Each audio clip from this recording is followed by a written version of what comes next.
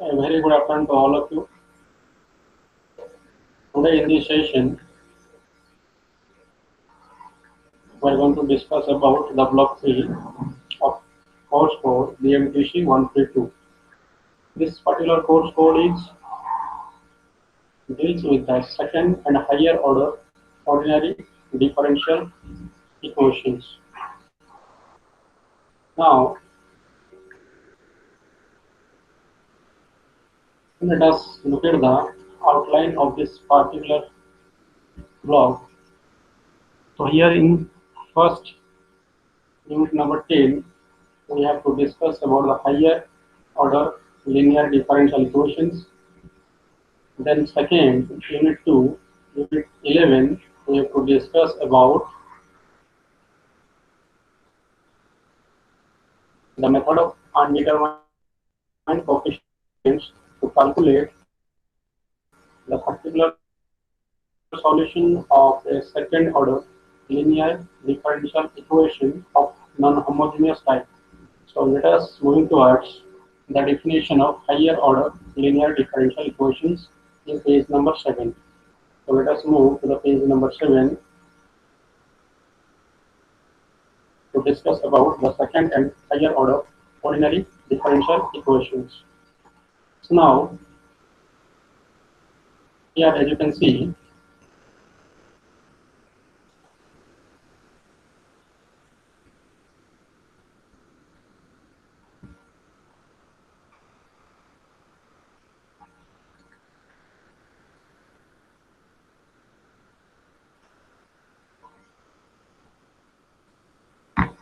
so let us move to page number 7.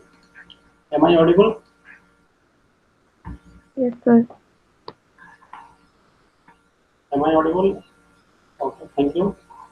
So it is unit number 10, and in this particular unit we have to discuss and work about the general differential equation, as we have the basic idea about general linear differential equation in the previous session. Now today we are going to discuss about the second order linear differential equation in two cases, homogeneous and non-homogeneous cases, and the same will be solved in the form of differential equation, and also to discuss about the conditions of existence and uniqueness of differential equations. So let us move to the page number 7, and in page number 7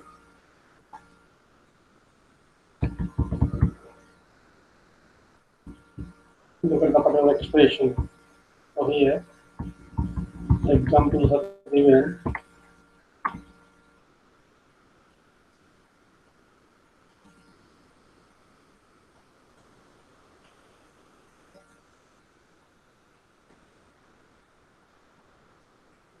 We look at equation number 1. So equation number 1 is the general form of linear differential equation of nth order. So as we can see, the coefficient, first coefficient is a0x of nth order derivative of y with respect to n. Second term is a1x, and then n minus 1 derivative of y with respect to x. Similarly, the last term of this expression, the left hand side will be an into y, and in the right hand side it is bx. So whenever we find this kind of expression, then it is known as linear differential equation of nth order. And here, basically look at the coefficients about a0, a1, a minus 1, and n. All the coefficients must be function of x, and all are must be continuous. So we are going to discuss about the conditions, under which conditions solution exists or not in the existence and uniqueness theorem of this kind of differential equation. So now let us focus on the order. So order gives clearly nth order of the differential equation, and look at the right hand side of the expression. In the right hand side we have a function in the form of x, that is vx. So now if the right hand side will be 0, that means vx function will be totally 0, then that kind of functions will be homogeneous differential equation within a linear form of nth order. If dx will be not equal to 0, that means there must be any other constant, any function of x, then that kind of equations are known as non-homogeneous linear differential equation of nth variable, nth order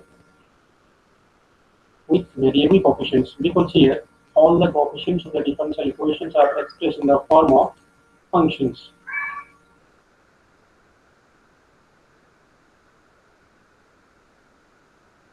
And here the function is in the form of a0x, a1x. So now here,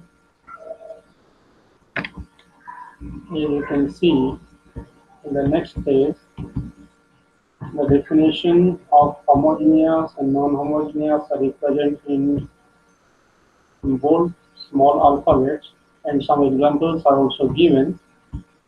And now we are moving towards the page number 10 to discuss about the different conditions of this kind of differential equation of nth order.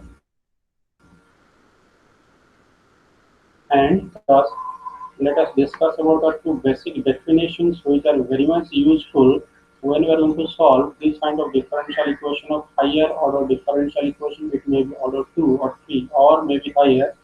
And these two basic definitions are linear dependence and linear independence of functions. Because according to the nature of this kind of differential equation, as you can see, this kind of differential equation has more than order more than one. That means maybe 2 or 3 or 4 like that. So that's why we must have solution in the form of more than one functions, and these functions will be represented in terms of y1, y2, y3, such as. That means according to the order of a differential equation, we can find exactly that number of solution in the form of functions of x, and all these functions will be represented in terms of x. That means in terms of y1, y2, y3. So this is the simple procedure to represent the solutions of a differential equations of order n or order 3. Basically here, the three solutions are there, y1, y2, y3. So these are the solutions of a differential equation must of order 3. So now, we're going to discuss about under which condition. Under which condition these solutions or set of solution of a differential equation are said to be linear dependent or independent. So now look at this definition. This definition, first definition is for linear dependent functions. So here the definition goes like that.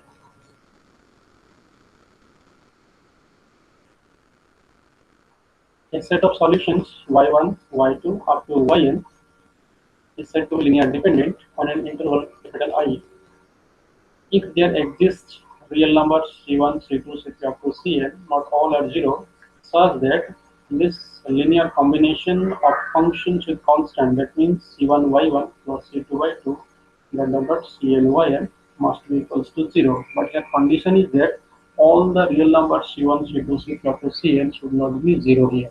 Then, if this condition is satisfied, then you can say that yes, the set of functions y1, y2, y3 up to yn are said to be linearly dependent. But conditions must be here. Remember that the real numbers cannot be all are 0.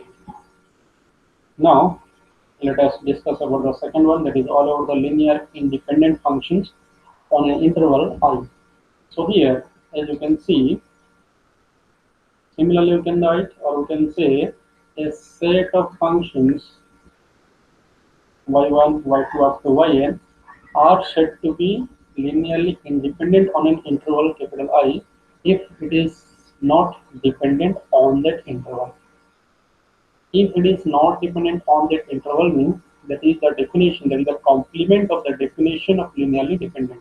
That means mathematically you can see that, you can say that in other words, a set of functions is linearly independent in an interval capital I if for real numbers this particular linear combination. So this expression is known as is called as linear combinations of solutions of the differential equations or linear combinations of functions.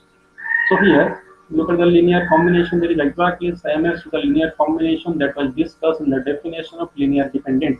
Both are exactly same, but only difference is that in the second one, that means in linearly independent condition, all the constant C1, C2, C3, all are must be 0. If all the constants will be 0,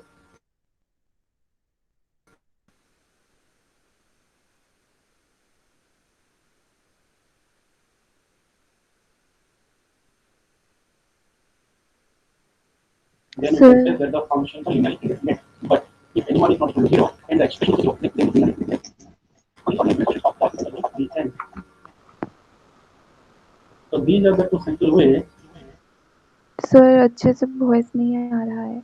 to define the definition of linearly dependent and linearly independent. We are going to generalize, or in other words, we can say that if two functions are linearly dependent, then you can see we have taken here equations or two functions which are linearly dependent to each other, and we can represent c1y1 plus c2y2 equal to 0. But here c1, at least one c1 is not equal to 0, then we can express, yes, hello, sir voice अच्छा any से question? नहीं आ रहा है. Sir voice अच्छे से नहीं आ रहा है. Hello, your voice is not clearly audible. Sir network की वजह से शायद क्लियरली नहीं आ रहा है. Hello. Sir So here voice look at the अच्छे से नहीं आ expression. रहा है. So that is one of the second kind of definition we can say now. That means whenever, yeah, अभी तो सुनाई दिया. सर वॉइस ऑडिबल है? Okay sir. किसका आवाज नहीं सुनाई आ रहा है? हाँ हाँ कौन? Hello.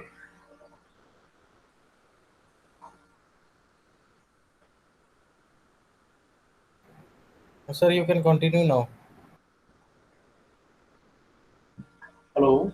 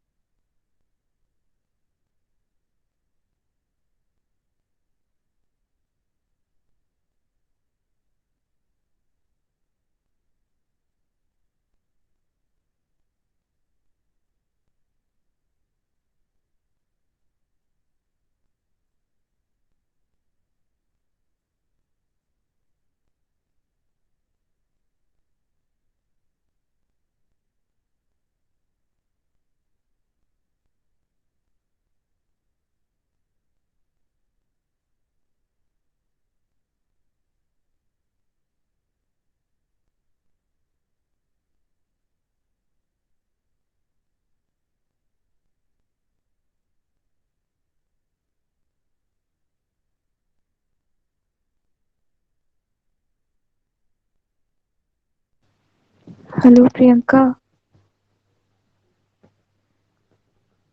Hello.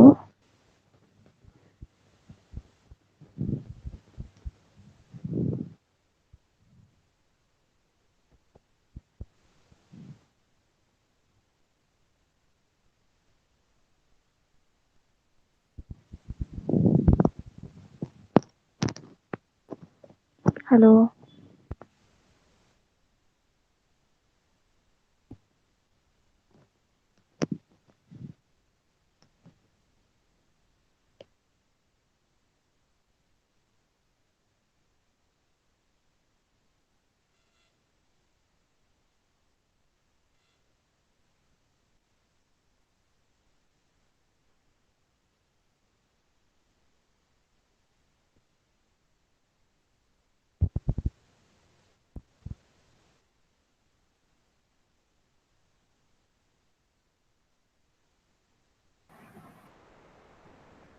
Okay, wait for a minute, sir is rejoining.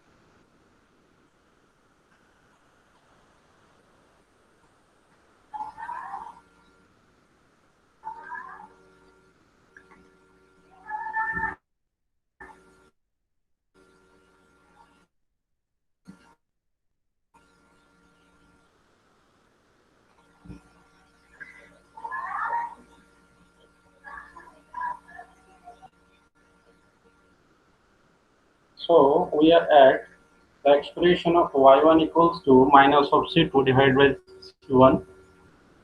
And in this expression, clearly you can see that here y1 is expressed in terms of scalar multiplication of y2. That means whenever this kind of expression can be done, that means one function can be expressed with scalar multiplication of other, then clearly you can say that the function must be linearly dependent. So, without we are using the condition of the previous one, if reason will be the functions are linearly dependent with each other. So now let us move to one of these examples. So let us see that in example number one, the question is that we have to determine the functions cos square x, sin square x square x, and tan square x are linearly independent or linearly dependent in the interval minus pi by 2 to pi by 2. There is an open interval from minus pi by 2 to pi by 2. So, according to the definition, we have to express in terms of linear combination of these functions, C1 into first function, C2 into second function, C3 into third function, similarly C4 into fourth function, and that is equals to 0. Now, when we choose the value of C1 equal to 1, C2 equal to 1, C3 minus 1, and C4 equal to 1, for which the functions will be clearly equals to 0, and it is satisfied for the values of x between the interval minus pi by 2 pi by 2. So that's why it is satisfy the definition of linearly dependent condition, the first one. So that's why we can say that the functions are linearly dependent to each other. Now let us move to the second example. Here the functions are exponential e to the power x and e to the power 2x. So in the same form, we have expressed in terms of linear combination c1 into e to the power x plus c2 into e to the power 2x equals to 0. Now look at the expression when both the constants or the real constants c1 c2 equals to 0, then the expression will be 0. Otherwise, it cannot be 0 because it is the exponential functions. We know exponential functions will be never 0 for any value of x in the real number.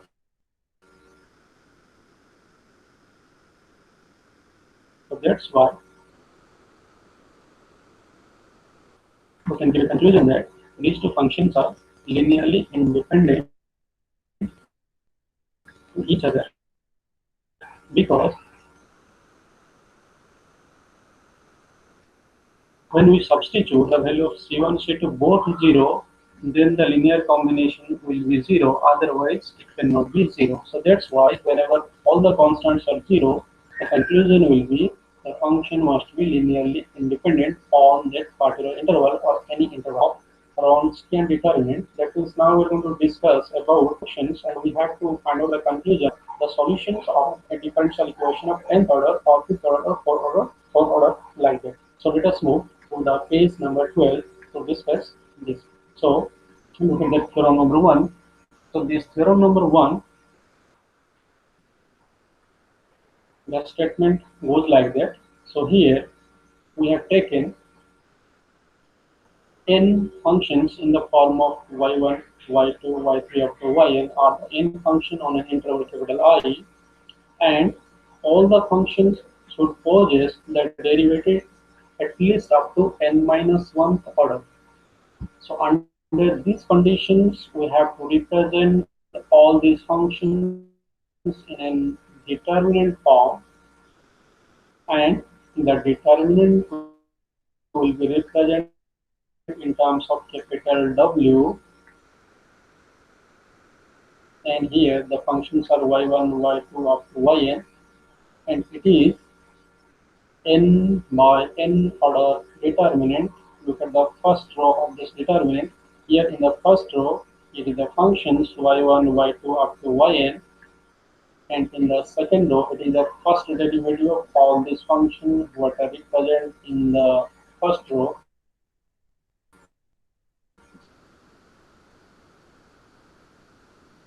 Similarly, third row will be the second derivative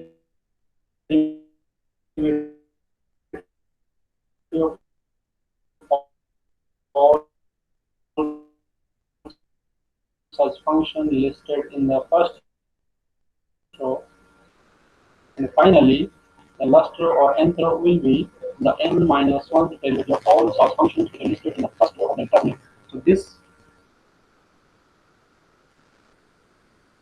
determinant is known as Wronskian determinant, so that's why it is represented by capital W. And if the value of the determinant in the interval I, then the functions y1, y2 up to yn all are the functions are defined. So here the condition is that the Wronskian determinant will be not equal to 0 at least for any one point in the interval. In that case, you can say that the functions are linearly independent to begin to discuss about the next definition, and that is the existence and uniqueness of solution. That means under which condition solutions of nth order linear differential exist. Linear differential equations are exist or not. So look at the conditions that has been represented in theorem number 2, and here as you can see the equation is nth order linear non-homogeneous differential equation with variable coefficients, and it is particularly an initial value problem because here conditions are also given at a particular point, and that point is x0. So values are given like that: y of x0 equal to y0, y dash x0 equals to y1. That means all the conditions are given at a particular point x0. That's why this is known as initial value problem, and it is the nth order linear non-homogeneous differential equation. So now we're going to discuss under which condition this kind of differential equation must have a solution or must have any unique solution.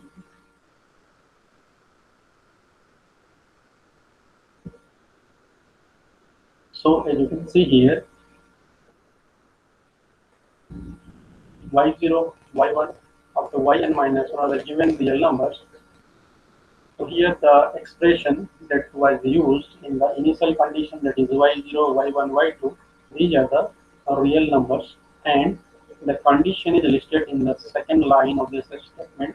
So here the a0x, a1x, a2x, and anx, and the function in the right hand side, that is vx, all are continuous in the interval, with another condition is that a0, the first coefficient a0 should not be 0. Then we can say that the solution of the initial value problem exists and it must be unique. So now if we are going to elaborate,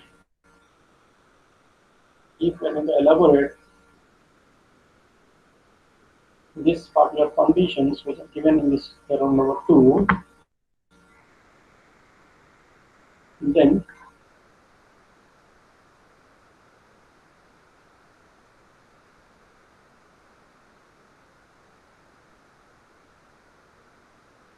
these points are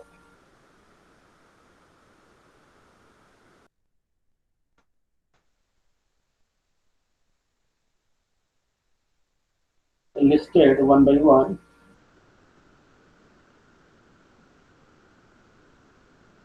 in point number 1. So that is the initial value, the solution means the condition is that, so your meaning is that the solution is unique. So there is the condition and functions in the right hand side, that is bx, should not be 0, or all the functions must be continuous in the interval. As you is the coefficient of the highest order derivative criteria that the initial value problem must have a unique solution.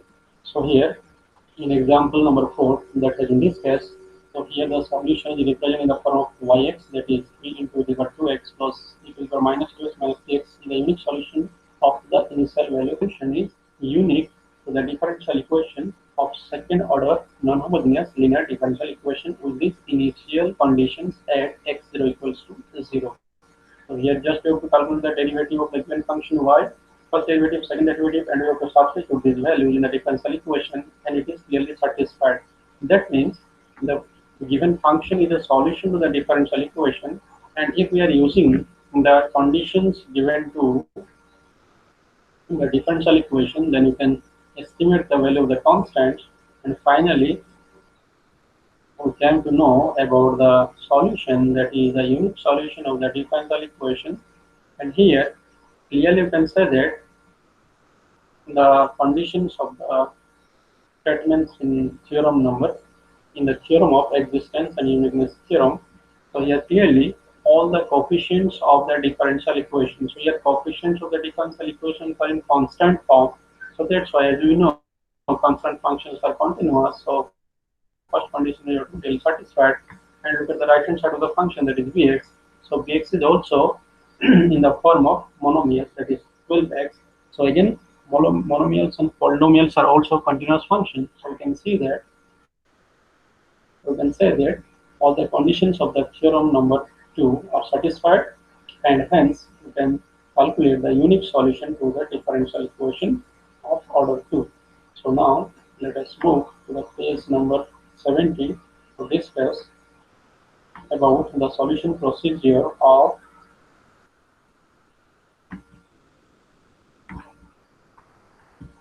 the second order differential equation in homogeneous and non-homogeneous form. So page number 17.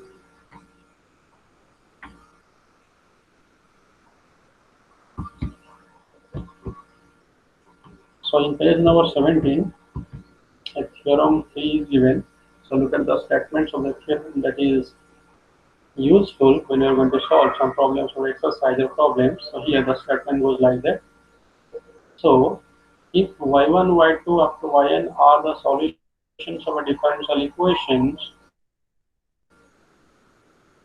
in an interval capital I, then the linear combination. That means if we are going to express all these functions in the form of linear combination to make a new function and differential equation in equation number 4, or the same differential equation, and here the constant C1, C2, C3 must be any arbitrary constant. So the main purpose of this theorem is that if we have a set of solutions gives us a new function, and that new function must be a solution to the same differential equation. So that is the main focus point of discussion of that particular theorem number 3. So now is next phase superposition principle in formula 2.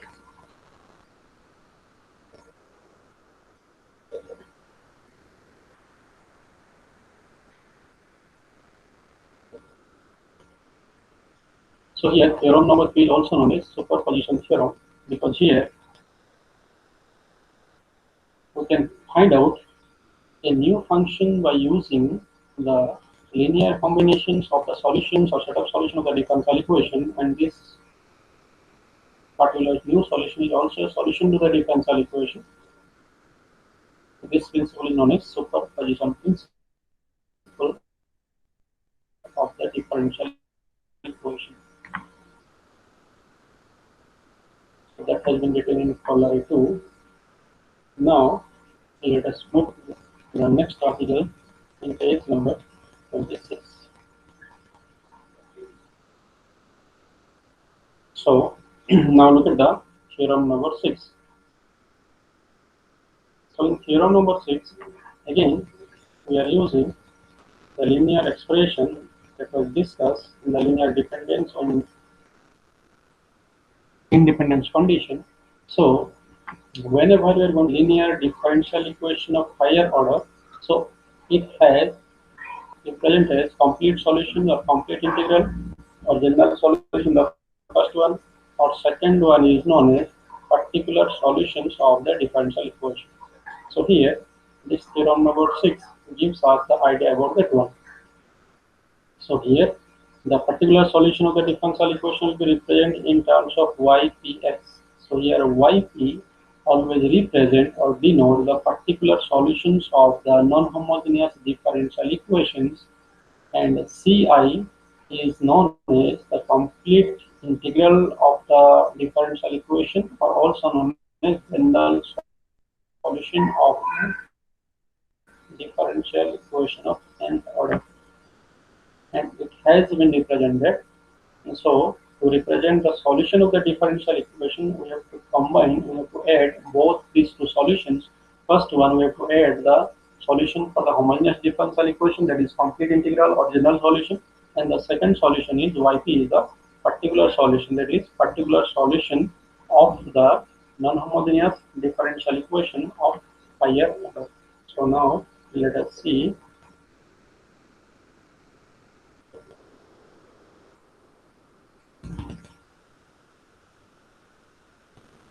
in the following pages.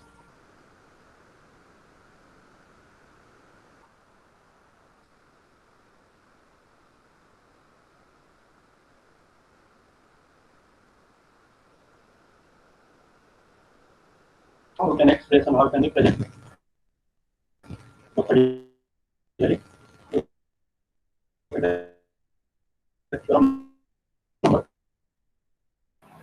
Sir, switch off your video so that audio theorem will number be 7. clear. As you can see,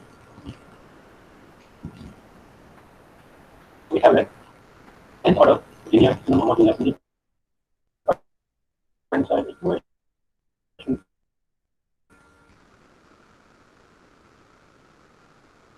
has been defined on an interval capital I, and let y1, y2 equation. So that means, as you know, whenever the right hand side of the function x will be 0, the differential equation will be homogeneous. So to find out the homogeneous solution of equals to 0, and that solution in a between homogeneous and that will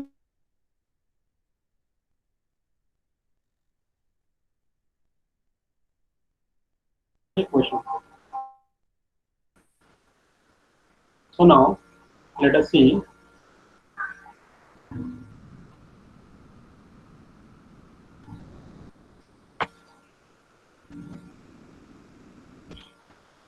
Sir, video so tab here video this tab off कर expression दियो तो तब clearly you sir. can say that 1 minute. The second form, this particular YP, is known as particular solution to the differential equation of nth order.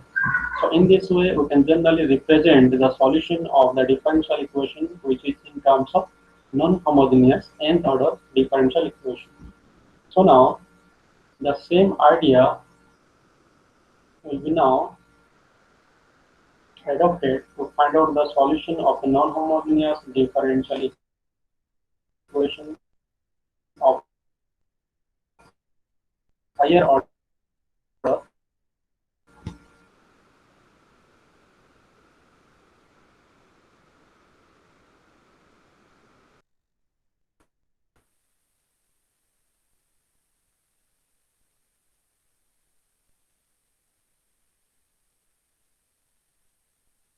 and that is always the summation of this kind of expression, that is yc plus y.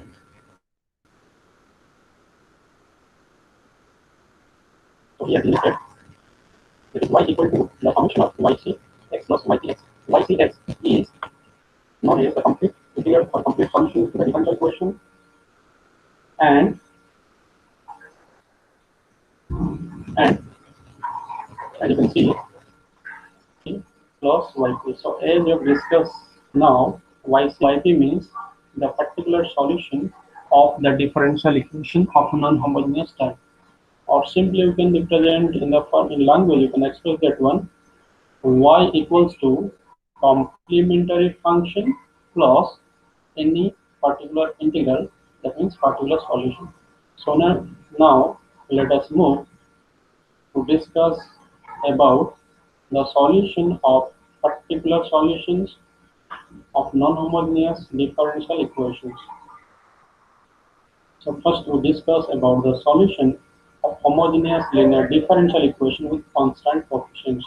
That means here, if we look at the differential equation of this kind, then here the coefficients are A, B, and C, and as you can see, all these constants, all these coefficients are constant, so that's why this is known as homogeneous linear differential equation, because again, the right hand side expression is zero, so that's why this is homogeneous. So it is homogeneous linear differential equation with constant coefficients. So now first we discuss about the solution of this kind of differential equation.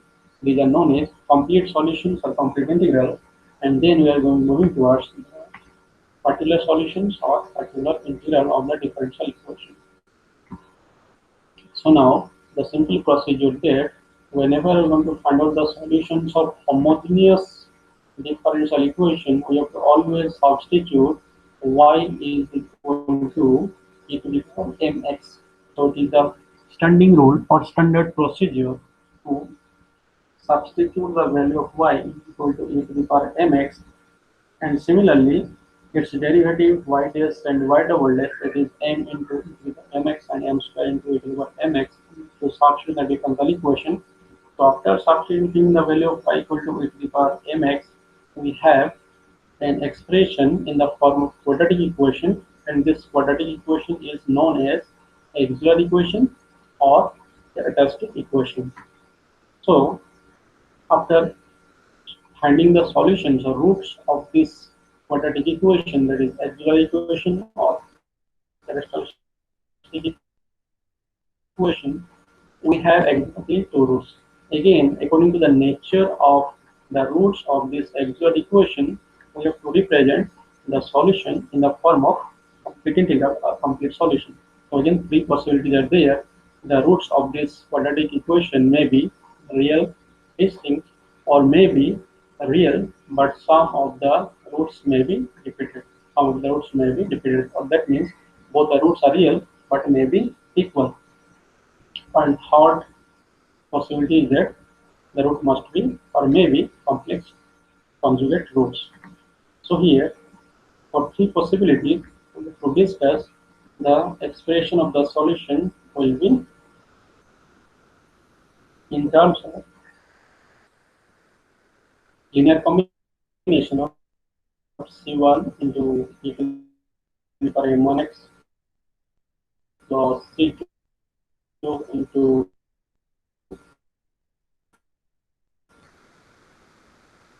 is fx plus cn into mn. So here we have taken m1, m2, m3 up to mn are the nth roots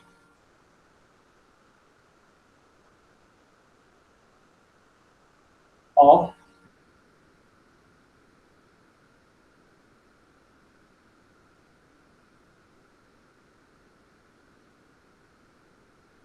a nth order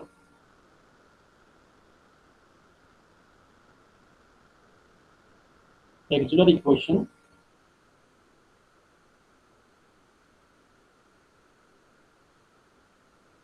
second form,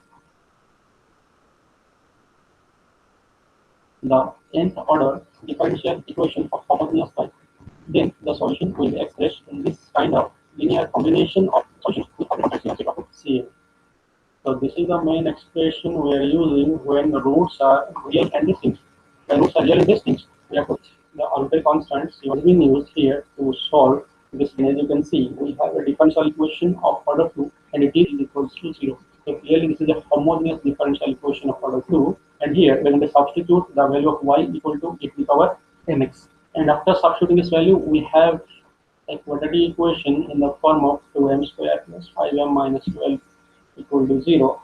And after solving this quadratic equation, we have two real roots, and both the roots are real and distinct. So that's the solution we have to represent in terms of p1 into e to the power m1x, and here m1 means the first root of the equation, that is p by 2, plus c2 into e to the power m2x, and here m2 is the second root of the regular equation, that is minus 4. And here C1, C2 are very constant. So clearly, this is the solution for the homogeneous differential equation of order 2.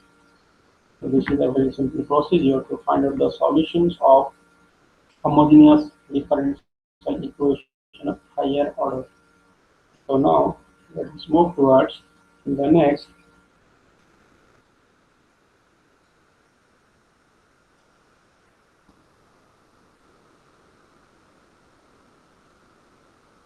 Page number 42.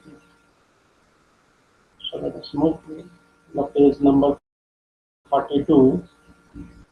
So here in page number 42,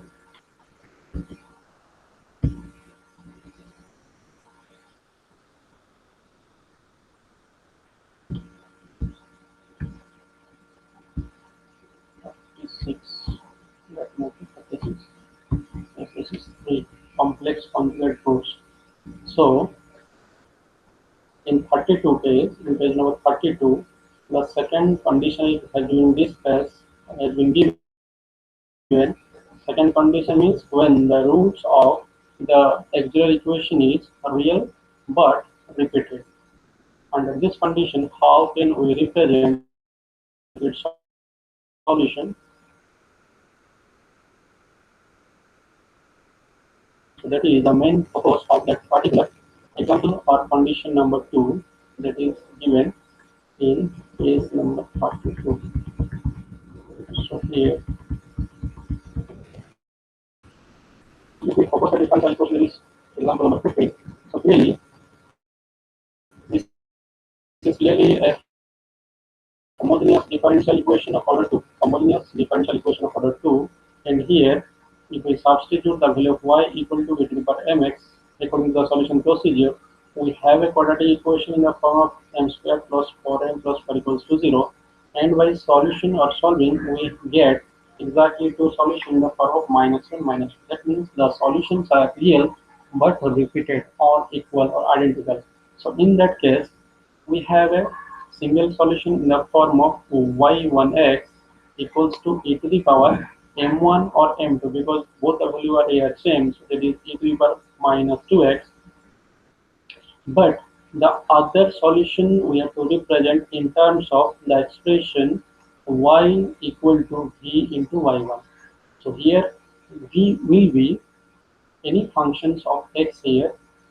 So as we have calculated y1 equal to e to the power minus 2x, and now again we are calculating the derivative of y, that is y dash, and again second derivative, that is y double dash. We are substituting all the values of y dash and y double dash in the differential equation, and by equating we get a relation that is v double dash equals to 0, and by solving we have a relation of v, that means v equals to c1x plus c2x. Again, we are substituting back the value of v in the expression here, y equal to v into y1, to get the second function or second solution of the differential equation or same differential equation. And here it has been written like that. Here it has been written like that, and the expression is c1x into e to the power minus 2x plus c2 into e to the power minus 2x. So this kind of procedure we have to follow whenever we find roots are repeated. So this is the second case when we find repeated solutions or equal solution in case of homogeneous differential equation. So now let us move to discuss about the third category, and third category is that when the roots of the auxiliary equations are complex conjugate roots. So that is discussed in page number 36. So let us move to the page number 36.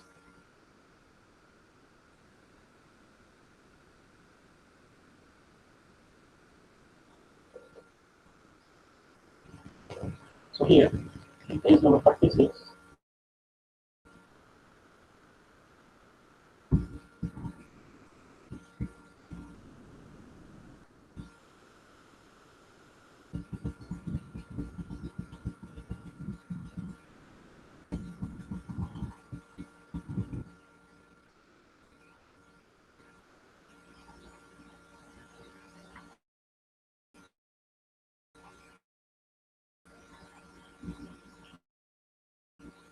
case 3. So this is the auxiliary equation has complex roots. So whenever we have a complex root must be in the form of complex polynomial. The roots must be in pair form, that means complex conjugate form. So whenever we find this kind of complex conjugate roots, then our solution to the differential equation will be always represent in the we have to represent in that particular expression. So let us focus on this expression. So here the solution will be e to the power alpha x plus capital A into cos beta x plus capital B into sin beta x. Yes, if we focus on this expression, capital A and capital B are any arbitrary constants, but here alpha and beta. So alpha is the real part of the root that was obtained from the auxiliary equation, and beta is the imaginary part of the root that was obtained from the auxiliary equation.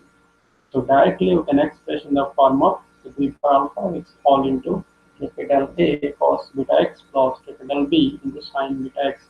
So this is the standard expression we are using to represent the solutions of a homogeneous differential equation of order 2 when the roots of the auxiliary equations are complex conjugates. So we have discussed three kinds of situations or three different types of situations occur, and these are occur according to the nature of the roots of the auxiliary equation. And as we have discussed, nature may be real and distinct. First one, second one is real and repeated or equal, and third one is complex conjugate roots. So now, after discussing this much of from the homogeneous differential equation of order 2, now we're moving towards the page number 51. So in page number 51, we have to discuss about the solution procedure to find the particular integral of a non-homogeneous differential equation. Now, let us move to page number 51 and coefficients. So, to find out the solutions of particular integral of a non-homogeneous differential equation,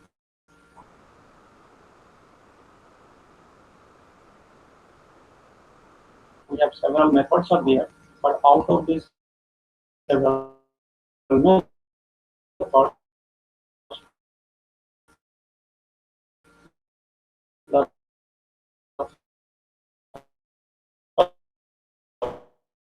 method is known as method of undetermined coefficients. So method of undetermined coefficients. So first we discuss how to use this method of undetermined coefficients. So the differential equation, and here the nature will be polynomial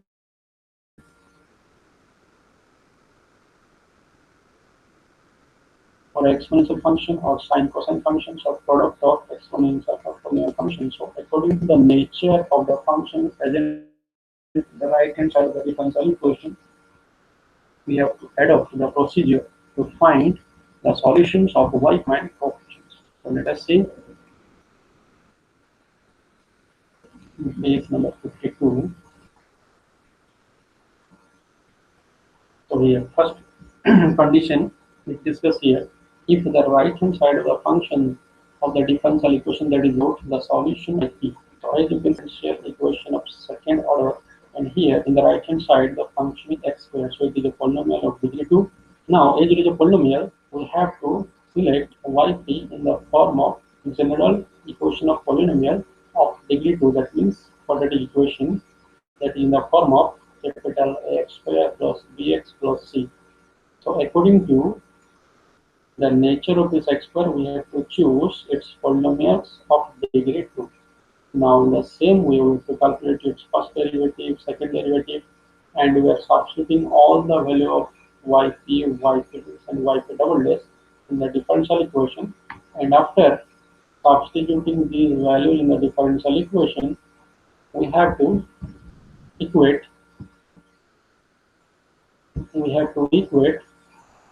to find out the solution. And here, after equating, look at the coefficient of x square. So coefficient of x square gives us a equal to 1, and coefficient of x will gives us a relation 2a plus b equals to 0, and coefficients of x to the power 0, that means constant coefficients, will gives us a relation that is 2a plus b equals to 0. So now after solving these three equations, we can find out the value of capital A, capital B, and capital C in the form of capital A equals to 1, capital B equals to -2, and capital C equal to 0. Then after substituting these values of A, B, C in YP, we got a particular solution, that is particular integral. So that will be the solution of the particular integral of a non-homogeneous differential equation of degree 2. So that means the nature is important whenever we are choosing the solution procedure of particular integral of a non-homogeneous differential equation of order 2. So now let us moving towards the next one, that is in page number 62. So let us move to discuss about the second kind, that is of trigonometric functions. So now whenever we have trigonometric functions in the right hand side of the expression, so have a look at that. So here, when the non-homogeneous term is a sine or cosine function, we have to represent yv in that particular form. So the expression must be in that form, yp is equals to capital A into sine beta x or capital A into cos. And here, after choosing this particular expression, we have to use the same procedure as we have used in the previous calculation. That means we have to calculate the first derivative of yp and second derivative of yp. Then we are substituting all these values of yp, yp dash and yp double dash, and we are comparing the coefficients of cos and sine functions to find out the values of capital A and capital B to get the solutions in the form of yp. So one of the examples given is example number 9. So let us quickly see the example given in example number 9. So here the question is to find the general solution of the differential equation. So general solution means we have to calculate both complete function or the particular integral, both with calculate and finally to represent the general solution of the differential equation. So as it is a non-homogeneous differential equation of the solution y, C, that is solution for the homogeneous differential equation, we have to substitute in the same way, that is y equals to e to the power mx, and then y dash, y double dash, y triple dash, or y to the 4, total derivative of the substitute here.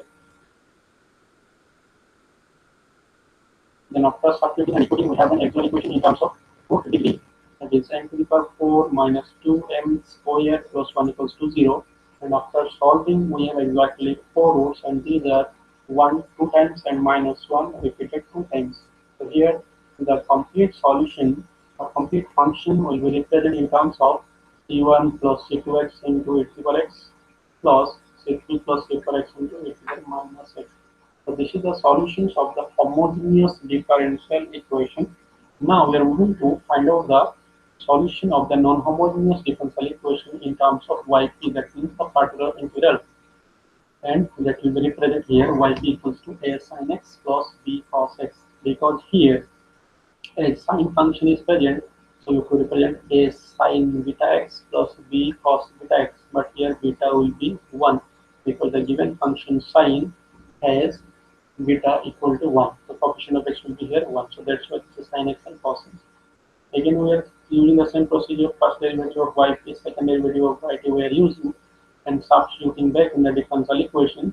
And after equating and solving, we are able to get the values of capital A and capital B in terms of 1 by 4 and 0.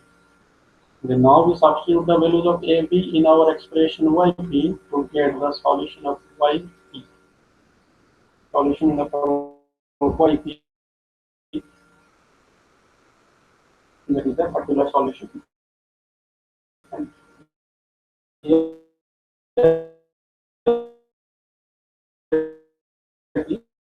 is 1 by 4 into sin x.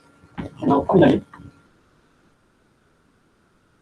the solution of the differential equation, that is the summation of both the homogeneous part and non-homogeneous part. And here the first part is yc,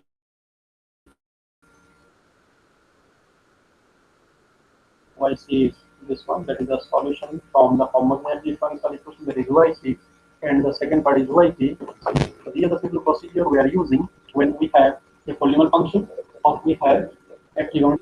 The next one, that is about the product of polynomial or exponential function with an trigonometric function, and this is known as a sinusoidal function.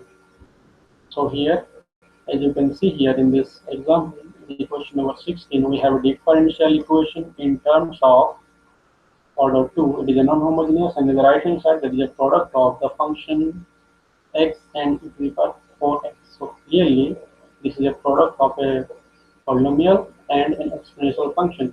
So whenever we find this kind of expression in the right hand side, we have to choose a function yp in this form. So here it will be yp equals to a plus x into b all into 0 4x.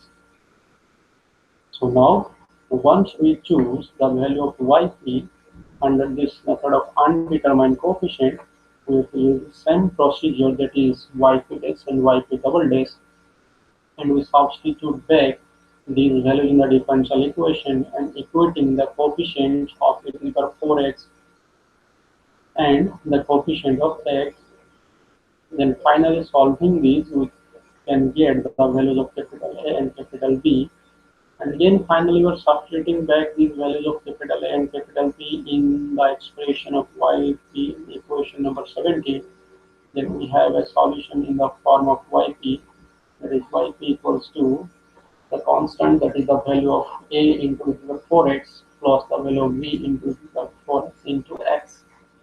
And finally, we are adding the values of the complete solution and the values of particular solution to gives us the complete solution of the differential equation which is in non-homogeneous form.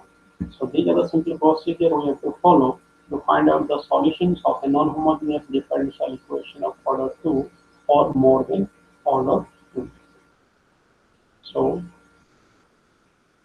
if you have any question, then please ask me. Otherwise, we are going to end the session today.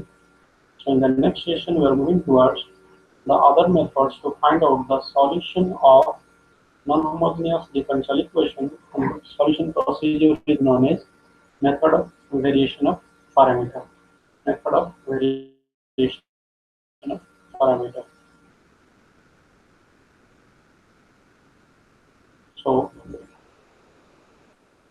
today this much.